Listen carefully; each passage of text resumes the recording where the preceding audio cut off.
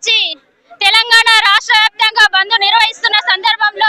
ఈ రోజు జనాభాలో 60% ఉన్నటువంటి బీసీలు తరతరాలుగా రాజకీయంగా వెనుకబడి ఈ రోజు తొక్కేస్తున్నటువంటి తరుణంలో ఈ రోజు ఇది ఒక చారిత్రాత్మకమైన దినం